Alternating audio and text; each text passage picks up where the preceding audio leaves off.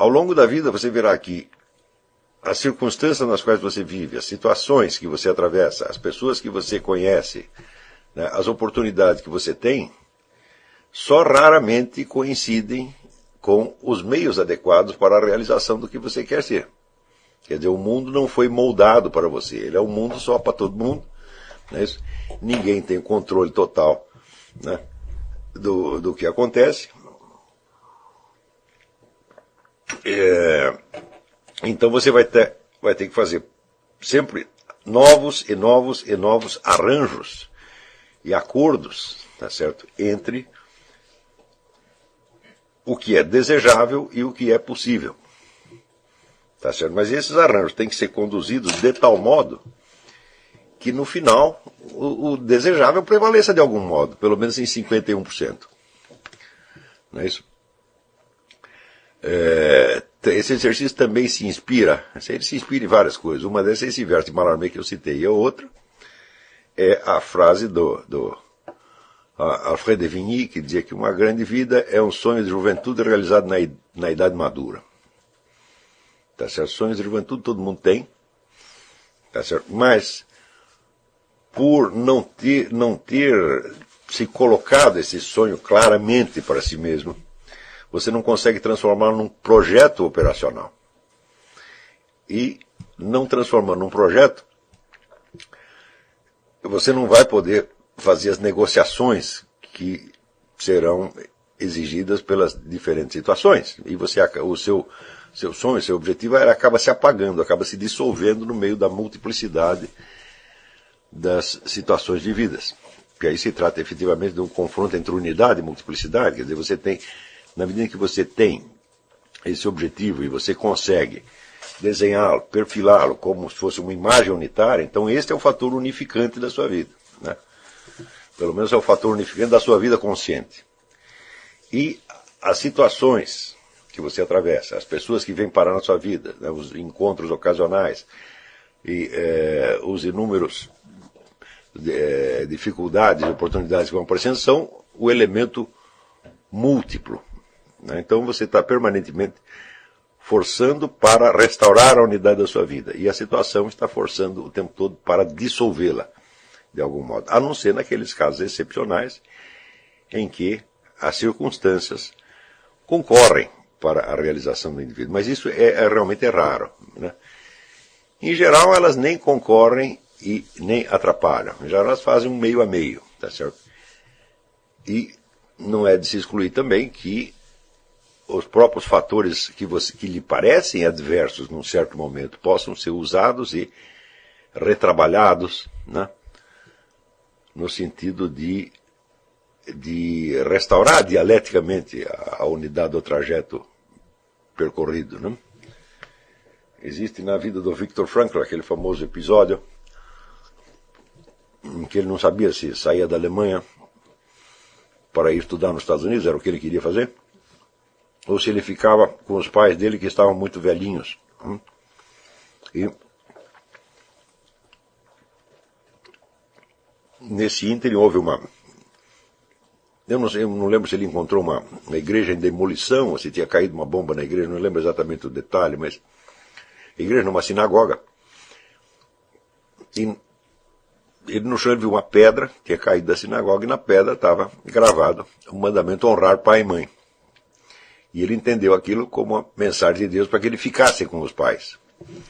Ele ficando com os pais, foi ele mais pais, todo mundo, para o campo de concentração. Então, poderia parecer que dentro do projeto de vida dele, isso foi, não deu uma desgraça, foi uma ruptura, foi um elemento fortemente opositivo né, que apareceu e que destruiu todos os seus sonhos. Mas, na verdade, o que aconteceu foi exatamente o contrário, porque toda a substância, né, da investigação médica que o Viktor Frankl, a que ele se dedicaria pelo resto da sua vida, foi dada pela experiência que ele teve no campo de concentração. Né, e a pergunta dele, a pergunta que ele fez e que orientou essa investigação, esse estudo, repetia de algum modo a mesma experiência que ele estava vivendo porque era a pergunta: por que que algumas pessoas resistiam bem à experiência do campo de concentração e saíam até fortalecidas, e outras pessoas, né, desabavam, eram totalmente destruídas? E essa foi a pergunta. Por que que a situação, se a situação é a mesma para todos nós, por que que um reage de uma maneira e outro reage de outra maneira? Essa pergunta pode ser transposta, né, transformada, quer dizer, algebricamente numa outra, que é porque em alguns indivíduos o fator unificante prevalece e em outros o fator dispersante é o que acaba ganhando. Não é isso? Ou seja, era exatamente o problema que ele também estava tentando resolver. Quer dizer, como é que ele perseverava na sua vocação, né,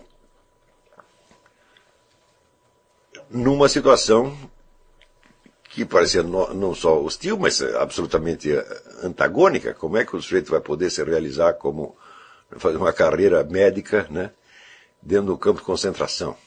Né?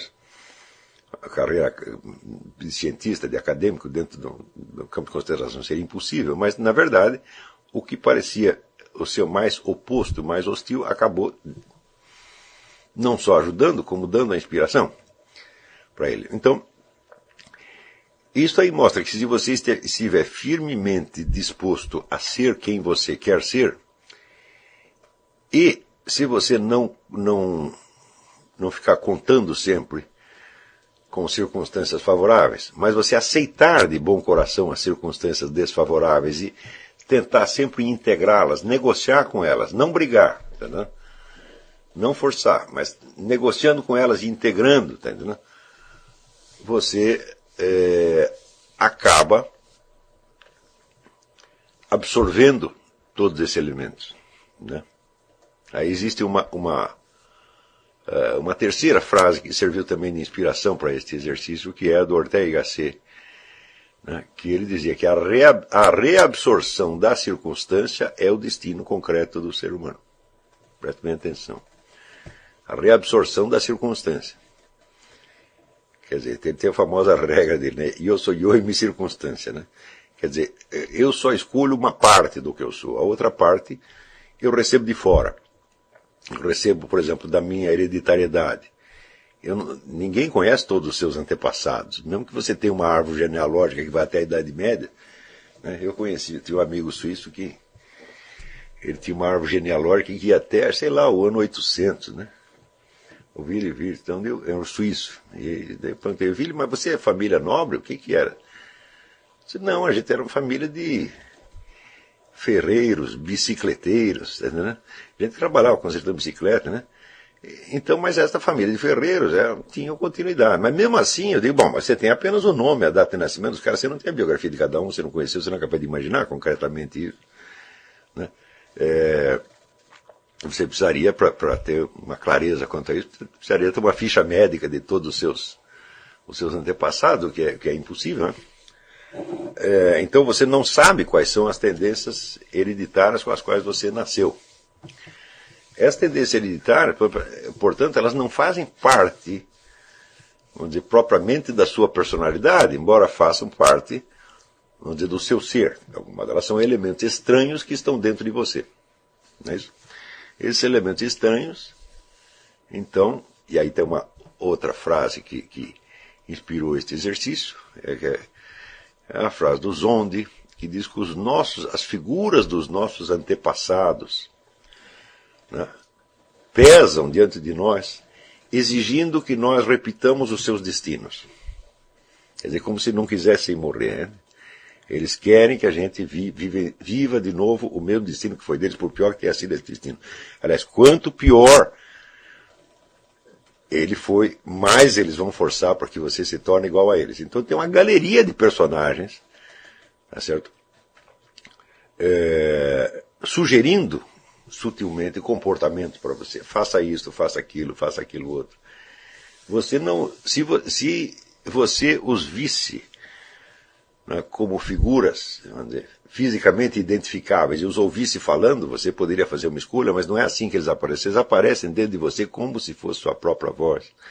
como se fosse a sua própria vontade, e você se deixa enganar por elas. É só com o tempo que você vai percebendo que existem, e você mesmo quer coisas contraditórias, não é isso?